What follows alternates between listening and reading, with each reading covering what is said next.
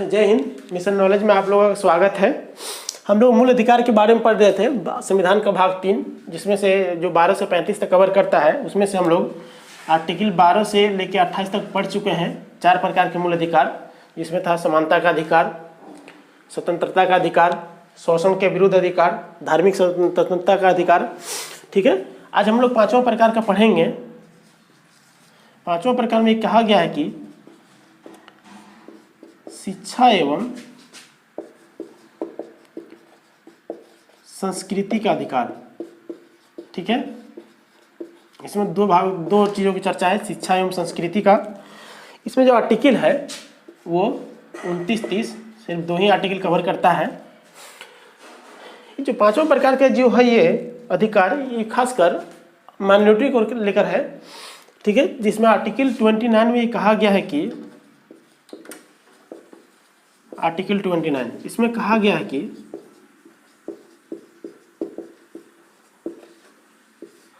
अल्पसंख्यक वर्गों के हितों का संरक्षण। जनरली हम लोग क्या करते हैं, जहां अल्पसंख्यक माइनॉरिटी बात सुनते हैं, तुरंत हमारे ध्यान में मुस्लिम, सिख, ईसाई, क्रिश्चियन आ जाता है। लेकिन ऐसा नहीं है। क्या जो माइनॉरिटी है वो क्षेत्र विशेष पे होता है कि किस क्षेत्र में किस धर्म के लोग मेजोरिटी में हैं, किस धर्म के लोग माइनॉरिटी में हैं।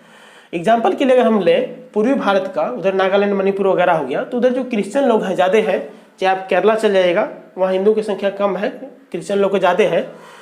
तो उस जो क्षेत्र विशेष में है माइनॉरिटी, तो उस वर्ग जो माइनॉरिटी लोग हैं उसके हितों का संरक्षण किया जाएगा।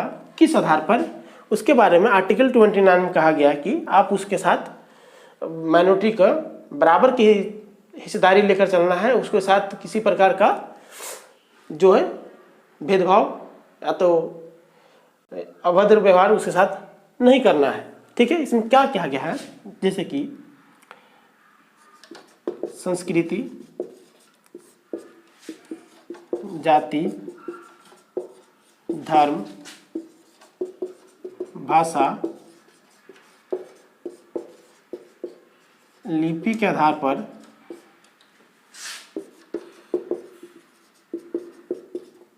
संस्थानों में से वंचित नहीं किया जाएगा।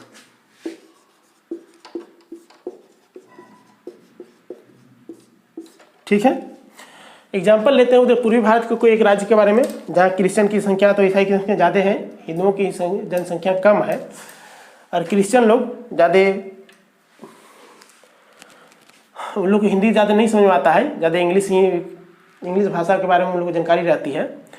तो ऐसा नहीं है कि मान लिया जाए कि कहीं पूर्वी किसी राज्य में क्रिश्चियन स्कूल है, ठीक है, वहाँ पर कोई हिंदू एडमिशन अगर लेता है तो उसके साथ किसी प्रकार का तो उसको एडमिशन लेने से वंचित किया जाएगा, या तो रोका जाएगा, उसको पढ़ने नहीं दिया जाएगा। ऐसा नहीं है। ठीक है, इसमें कहा गया है कि सबको, चाहे माइनॉरिटी हो चाहे मेजोरिटी हो, सबको बराबर की भावना से लेकर चलना है। उसके साथ मान लिया जाए कोई संस्कृति है, ठीक है, जैसे सिख लोग पगड़ी बांधते हैं, तो मान लीजिए उत्तर भारत में कहीं आते हैं कोई स्कूल में, हम लोग इधर भी सिख भाई लोग रहते हैं, तो पढ़ने जाते हैं, तो इसका उनके साथ ऐसा नहीं है कि वो सिख धर्म के बिलोंग करते हैं, या तो संस्कृति उसका ये है पगड़ी बांधने का, तो उनके एडमिशन नहीं दिया जाएगा। ऐसा नहीं है। ठीक है, चाहे वो जाति है, तो ऐसा नहीं कि वो फलना जाति से, किसी विशेष जाति से बिलोंग करते हैं, उनको एडमिशन नहीं दिया जाएगा, पढ़ने नहीं दिया जाएगा। ऐसा नहीं है। सबको एक बराबर भावना से लेकर चलना है। ये आर्टिकल 29 हो गया। ठीक है, आर्टिकल 30 में कहा गया है कि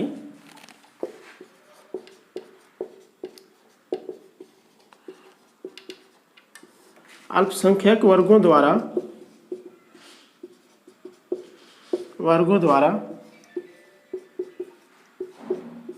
शिक्षण संस्थानों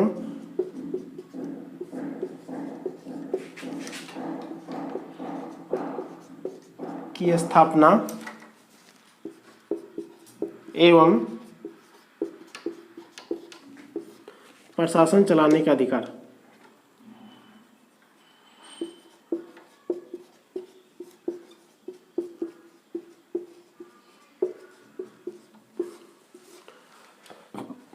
इसमें ये कहा गया है कि मान लिया जाए हम जो दक्षिण भारत है उसमें ज़्यादातर इंग्लिश भाषा का प्रयोग किया जाता है, तो फिर अपना अपना जो राज्य है सब में अपना ना तेलुगु तमिल वगैरह है, ठीक है। मान लीजिए तो कोई एक राज्य का एग्जांपल लेते हैं दक्षिण भारत का, जहाँ पे हिंदी बहुत कम ही बोला जाता है, ठीक है।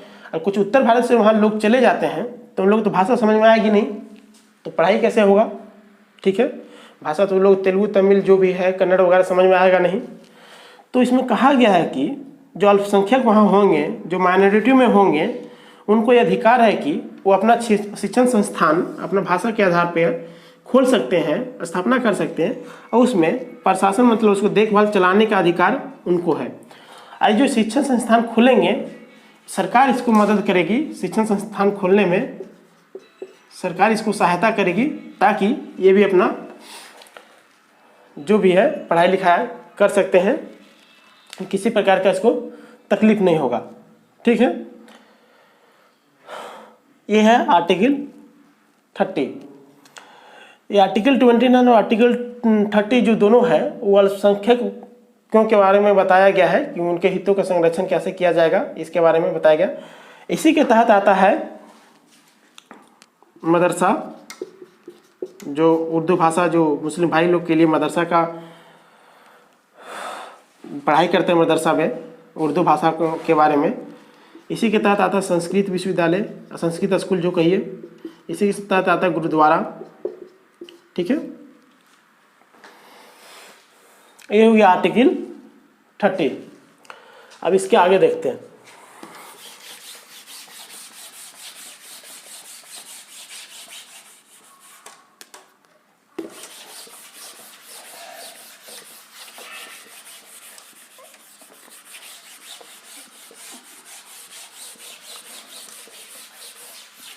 हम लोग 5 प्रकार का मूल अधिकार देख लिए, ठीक है।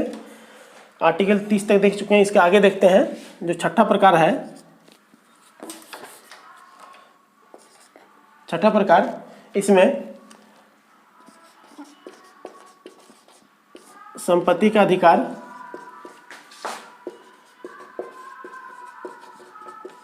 संपत्ति का अधिकार। इसमें आर्टिकल 31 था जिसको 44वां संविधान संशोधन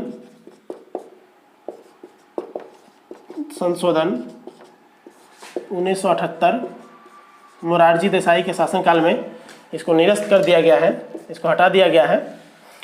और हम लोग जब पढ़ रहे थे स्वतंत्रता का अधिकार, उसमें आर्टिकल 19 जब हम लोग देख रहे थे उसमें भी 7 प्रकार का जो अधिकार था, उसमें जो छठा था उसमें भी संपत्ति का अधिकार के बारे में बताया गया था, ठीक है। संपत्ति का अधिकार वहाँ से भी हटा दिया गया है इसको। अभी क्या है, इसको जो 44वां संविधान संशोधन 1978 के तहत इसको उठा के सीधे 31 से आर्टिकल 300 का में डाल दिया गया है, ठीक है। ये क्या था संपत्ति का अधिकार, इसमें आर्टिकल 1235 तक में कोई भी ऐसा अधिकार अगर है आपका तो चाहे कोई भी, चाहे सरकार हो चाहे पब्लिक हो, आपसे नहीं छीन सकती थी, नहीं छीन सकती है। अगर कोई छीनती है आपके साथ तो आप सीधे आर्टिकल अभी जो हम लोग आगे पढ़ेंगे 32 के तहत सीधे आप सुप्रीम कोर्ट जा सकते थे और वहाँ से रिट जारी करवा सकते थे कि फलाना जो है वो हमारा अधिकार छीन रहा है।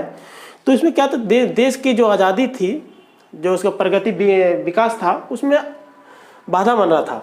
कैसे कि मान लिया जाए देश के लिए किसी शिक्षण संस्थान का निर्माण करना हो, रेलवे ट्रैक बनाना हो, एयरपोर्ट बनाना हो, तो कोई ज़मीन नहीं देना चाहता था। अगर ज़मीन सरकार उससे मांगती थी तो देता नहीं था, और जबरदस्ती करता था तो सीधे सुप्रीम कोर्ट चला जाता था और सीधे रिट जारी करवाता था कि तो मेरा मूल अधिकार है, हम क्यों देंगे। तो सरकार ने इसमें चर्चा करके 44वां संविधान संशोधन 1978 के तहत सोचा कि जब तक ये 12 से 35 तक में रहेगा इसे हम छीन नहीं सकते हैं, तो ज़मीन को ले नहीं सकते हैं, तो क्यों नहीं इसको हटाकर 1235 से दूर फेंक दिया जाए। उसके बाद सीधे यहाँ से अनुच्छेद 31 से हटाकर अनुच्छेद 300 के काम में डाल दिया गया, भाग 12 में। अब इसे कानूनी अधिकार बना दिया गया है। अब सरकार चाहे तो किसी से भी ज़मीन ले सकती है, ज़मीन के बदले उचित मुआवजा दिया जाएगा, लेकिन आपसे कोई आम जनता छीन नहीं सकती है, लेकिन सरकार चाहे तो ले सकती है। ठीक है, ये हो गया आर्टिकल 31। अब आर्टिकल हम लोग 31 तक देख चुके हैं। एक जो 7वां प्रकार का जो है मूल अधिकार, हम लोग 6 प्रकार के देख चुके हैं। 7वां जो है इसमें संवैधानिक उपचारों का अधिकार।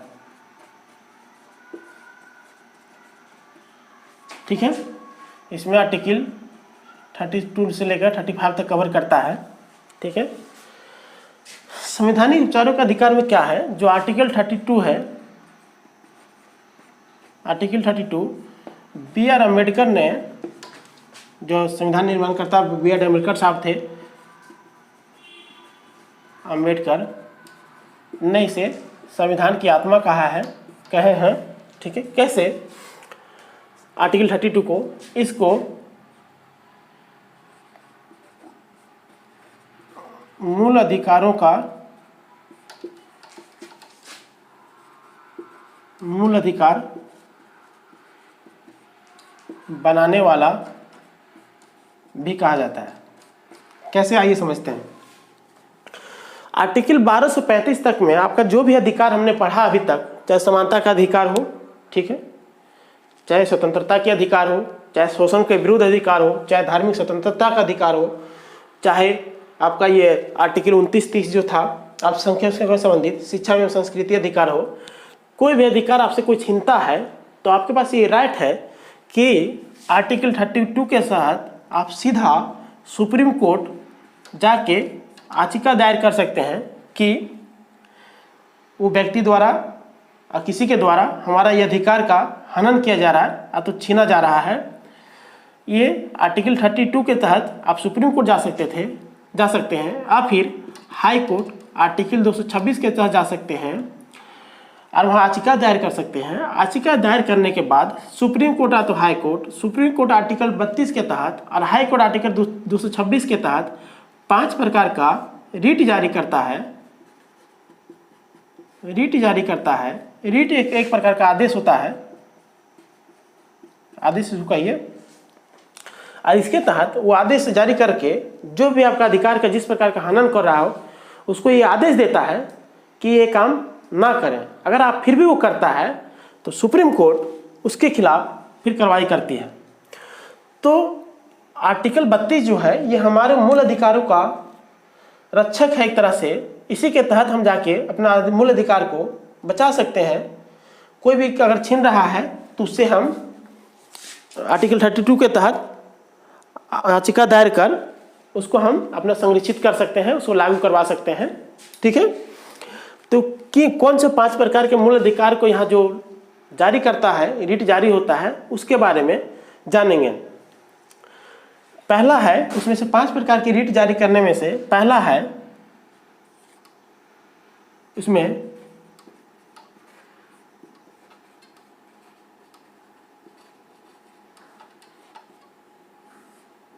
बंदी प्रत्यक्षीकरण। ठीक है, पहला है, जो पहला इसमें रीट है वो है बंदी प्रत्यक्षीकरण। ठीक है, इसको इंग्लिश में एक शब्द कहा जाता है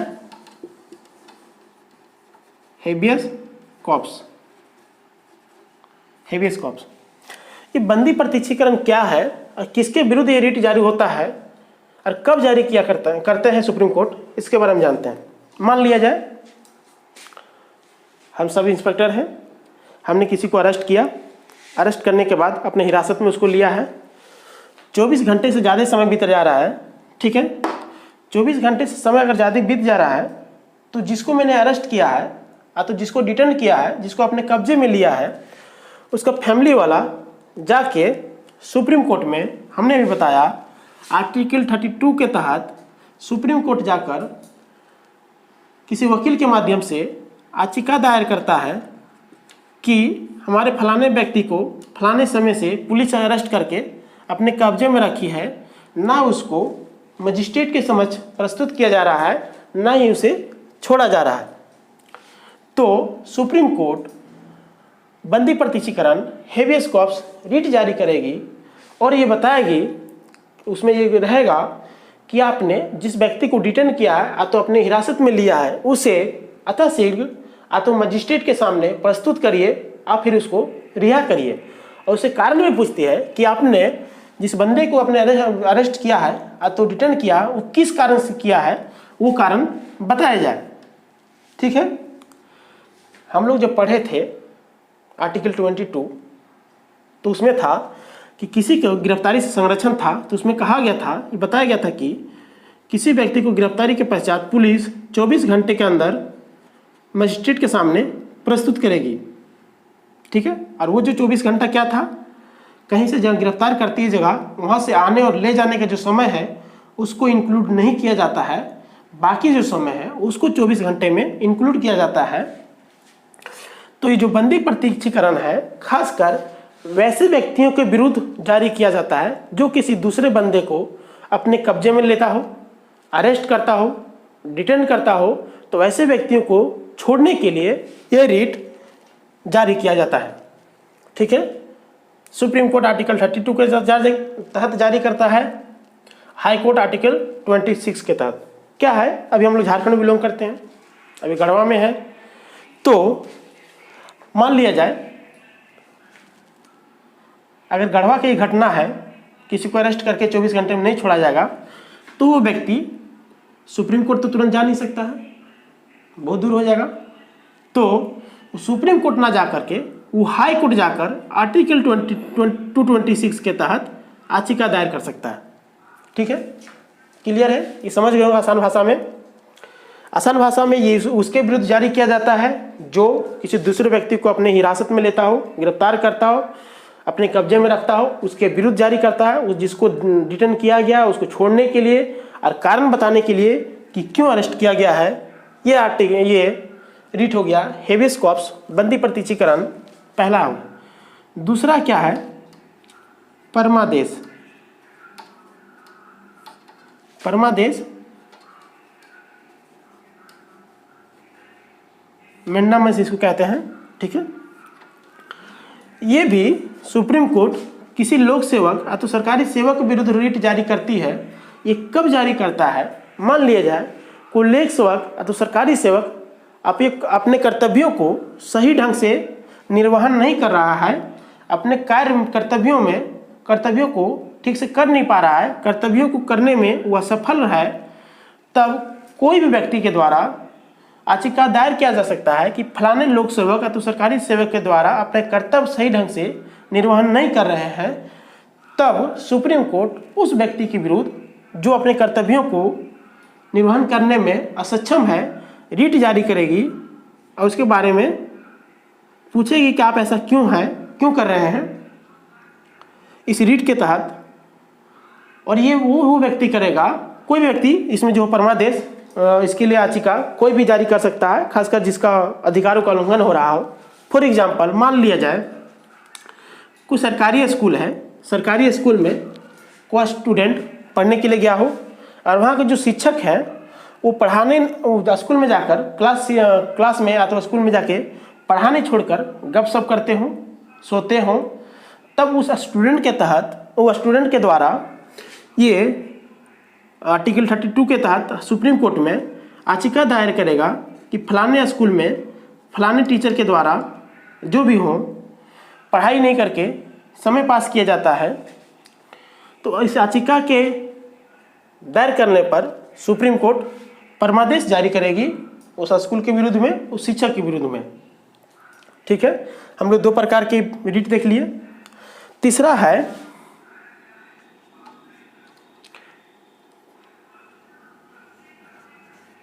अधिकार परीक्षा, को वारंटो।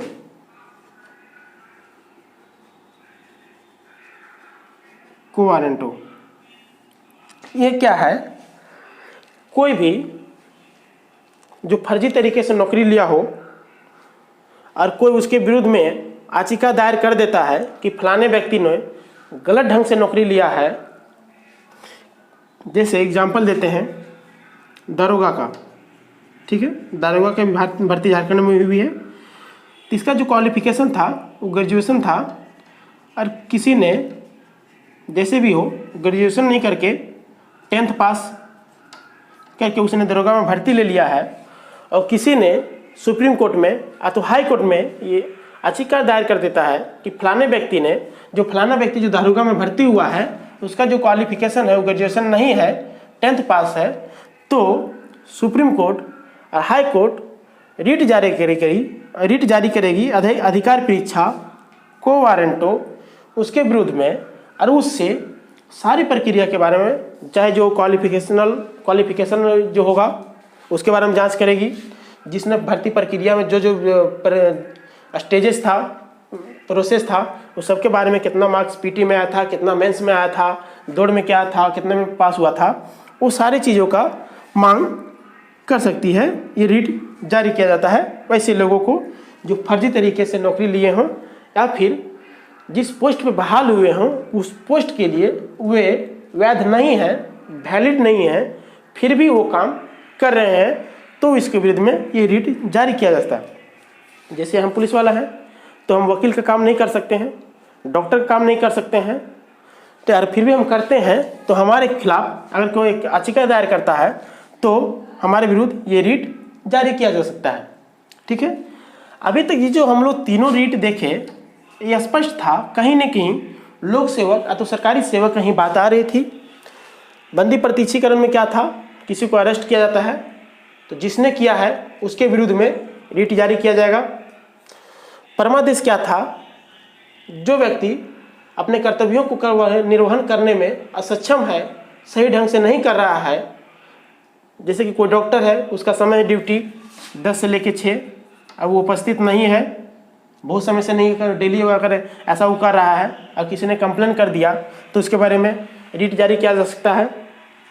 को वारंटो अधिकार परीक्षा, जिस चीज़ के लिए हम वैलिड नहीं है, जिस काम के लिए हमें अधिकार नहीं है, फिर भी हम वो काम कर रहे हैं, तो हमारे खिलाफ को वारंटो अधिकार परीक्षा रिट जारी किया जा सकता है। ठीक है, ये हो गया 3 प्रकार की रिट, बहुत ही आसान भाषा में समझा रहा हूं आप लोगों को। चौथा है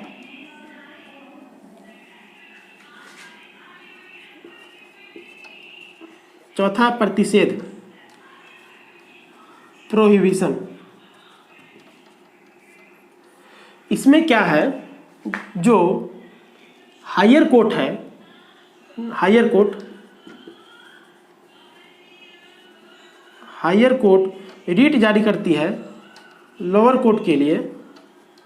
कब जारी करती है, मान लिया जाए कोई डिस्ट्रिक्ट कोर्ट है, मामला मान लेते हैं एग्जाम्पल के लिए, मामला अगर पलामू का है, घटना वहाँ की है और सुनवाई अगर गढ़वा में हो रही है, तो क्या है, हाई कोर्ट गढ़वा कोर्ट को ये रिट जारी करेगी और जो ट्रायल चल रहा है, ऑनगोइंग मामला है, उसमें स्टे लगाते हुए ये कहेगी कि आपके अधिकार क्षेत्र में नहीं है, आप इस काम को नहीं कर सकते हैं, आप अपने अधिकारों का अतिक्रमण कार्रवाई कर रहे हैं, वो तुरंत स्टे लगा देगी हाई कोर्ट। समझे, इसमें यह है प्रतिषेध के तहत जो चौथा प्रकार का रिट है, इसमें हायर कोर्ट अपने ही लोअर कोर्ट के विरुद्ध रिट जारी करके जो ऑनगोइंग है, जो ट्रायल चल रहा है, जो प्रक्रिया हो रही है, उसके बारे में उस पर वो स्टेप लगाती है कि तुम्हारे ये अधिकार क्षेत्र में नहीं है, तुम अपने अधिकार क्षेत्र का अतिक्रमण करके काम कर रहे हो, तुम्हारे ये बस की बात नहीं है। ठीक है, वो अपने ही लोअर कोर्ट पर जो ट्रायल चल रहा है उस पर रोक लगाती है। ये है रिट, चौथा प्रकार की रिट, प्रोहिबिशन, प्रतिषेध। ठीक है, एग्जाम्पल के लिए मान लीजिए मामला बिहार का है, उसका ट्रायल झारखंड में चल रहा है, तो सुप्रीम कोर्ट तुरंत रिट जारी करेगी कि आपका क्षेत्र का नहीं है या आपका अधिकार क्षेत्र नहीं है, आप इस ट्रायल पर कार्रवाई नहीं कर सकते हैं। ये हो गया चौथा प्रकार का। पांचवा जो है, 4 प्रकार का अभी तक हम लोग देख लिए, बंदी प्रत्यक्षीकरण, परमादेश, अधिकार परीक्षा, प्रतिषेध, ये है उत्प्रेषण।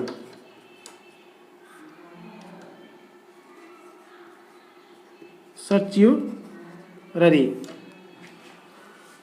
पांचवा प्रकार का ये क्या है, ये भी दोनों बराबर एक समान ही लगभग है। ये भी जो है पांचों प्रकार जो रीट है ये भी इसमें सेम है कि हायर कोर्ट अपने ही लोअर कोर्ट के विरुद्ध रीट जारी करती है।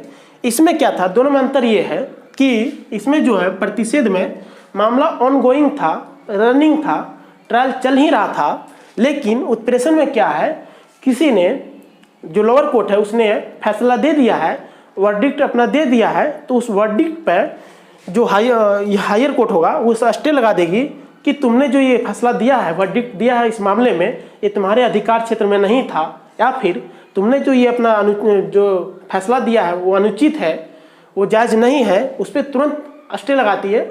हम लोग डेली लगभग कुछ कोई ना कोई मामला ऐसा देखते हैं जो हायर कोर्ट होता है अपने लोअर कोर्ट के आदेशों को तुरंत स्टे लगा देती है। मान लिया जाए किसी प्रकार की जो मामला है कि तुमने जो फैसला दिया है वो ठीक नहीं है, उस पर विचार करने की जरूरत है, तो उसमें तुरंत स्टे लगा देती है। दोनों में अंतर ये क्या था, जब मामला ऑनगोइंग हो, रनिंग हो, तब हायर कोर्ट लोअर कोर्ट पे जब रीट जारी करती है वो प्रतिषेध हो गया, प्रोविजन हो गया, चौथा नंबरिंग कहीं भी हो सकता है, कोई जरूरी नहीं, जो हम कर्म संख्या बता रहे हैं कोई जरूरी नहीं है, बस हम लोग को ध्यान रखना है कि क्या चीज़ होता है। ठीक है, प्रतिशत हम लोग पहले पढ़ सकते हैं या तो उत्प्रेषण हम लोग पढ़ सकते हैं, ये कोई जरूरी नहीं है, हमने एक सीरियल बता दिया। ये दोनों है एक साथ इसलिए बताए हैं क्योंकि जो दोनों जो है वो जो हायर कोर्ट अपने ही लोअर कोर्ट पर रीट जारी करता है। एक हो गया जब मामला ऑनगोइंग हो तो प्रतिषेध हो गया, प्रोविजन हो गया कि मामला तुम जो देख रहे हो उस पर रोक लगा देती है, प्रतिषेध कर देती है, प्रोविजन लगा देती है। और जब फैसला सुना दिया गया हो तो उत्प्रेषण आता है, सर्च्योरेरी कहते हैं इसको, कि तुमने जो फैसला दिया है वो अनुचित है। ठीक है, तो आज हम लोग आर्टिकल 29 से 32 तक देखे। ठीक है, इसमें से 29 में था अल्पसंख्यक वर्गों के हितों का संरक्षण था। 30 में जो माइनॉरिटी है वो अपने शिक्षा के लिए शिक्षण संस्थान का संचालन कर सकते हैं, देखभाल कर सकते हैं, और उसमें जो सरकार होगी उसमें मदद करेगी फाइनेंशियल। ठीक है, और 31 जो था संपत्ति का अधिकार, उसे तो 44वां संविधान संशोधन 1978 के तहत मोरारजी देसाई के शासनकाल में उसको तो कानूनी अधिकार बना दिया गया है। कानूनी अधिकार बनाकर अनुच्छेद 300 का में रखा गया जो भाग 12 में है। ठीक है, उसके बाद हम लोग आर्टिकल 32 देखे, इसको B.R. अम्बेडकर साहब ने इसे संविधान की आत्मा कहा है, तो फिर उसे मूल अधिकारों का मूल अधिकार बनाने वाला कहा जाता है, क्योंकि इसी आर्टिकल के तहत हम जितने भी मूल अधिकार हैं उसको हम लागू करवा सकते हैं। उसके लिए डायरेक्ट हम सुप्रीम कोर्ट या तो हाई कोर्ट में अपील दायर कर सकते हैं कि मेरे साथ ऐसा हो रहा है, और इसी आर्टिकल के तहत हाई कोर्ट या तो सुप्रीम कोर्ट 5 प्रकार के रीट जारी करते हुए हमारे मूल अधिकारों का संरक्षण करती है, उसको लागू करवाती है। उसमें से 5 प्रकार रीट हम लोग देखे। बंदी प्रत्यक्षीकरण, जिसमें से किसी व्यक्ति को अगर डिटेन कर लिया गया है, अरेस्ट कर लिया गया है, 24 घंटे से ज़्यादा हो रहा है, तो उसको जो फैमिली वाला है किसी वकील के माध्यम से याचिका दायर कर सकता है कि ऐसी सी बात है, हमारे ये जो भी हो उसको अरेस्ट कर लिया गया, लेकिन ना तो उसको मजिस्ट्रेट के समक्ष प्रस्तुत किया जा रहा है, ना इसको रिहा किया जा रहा है, तब इस प्रकार का जो बंदी प्रत्यक्षीकरण है रीट जारी किया जाएगा। अब मैंडेमस है, कोई भी लोक सेवक तो सरकारी सेवक अपने कर्तव्यों का निर्वहन सही ढंग से नहीं कर रहा है, तब जो है परमादेश रीट जारी किया जाता है। और तीसरा जो को वारंटो अधिकार परीक्षा, कोई भी लोक सेवक तो सरकारी सेवक अपने औकात से बाहर का काम करता है तो उस पर रोक लगाता है कि तुम्हारा ये अधिकार क्षेत्र नहीं है, तुम ये काम नहीं कर सकता है, ये तुम्हारे जिम्मे नहीं है, तो को वारंटो आता है। चौथा जो था प्रतिषेध, हायर कोर्ट लोअर कोर्ट पर रीट जारी करती है कि तुमने जो काम कर रहे हो, जो ट्रायल कर रहे हो, ये तुम्हारा काम नहीं है, तुम्हारा अधिकार क्षेत्र में नहीं है। और जो 5वां था उत्प्रेषण, सर्च्योरेरी, कि जो फैसला अगर लोअर कोर्ट वर्डिक्ट अपना सुना देता है तो उस फैसले पर स्टे लगाते हुए हायर कोर्ट जजमेंट देता है कि ये तुम्हारा अधिकार क्षेत्र नहीं था, या फिर तुमने जो ये किया है, फैसला दिया है वो अनुचित है, उस पर विचार करने की जरूरत है। ठीक है, आज हम लोग ये देखें, अगले वीडियो में इसके नेक्स्ट के बारे में जानेंगे। तब तक के लिए जय हिंद।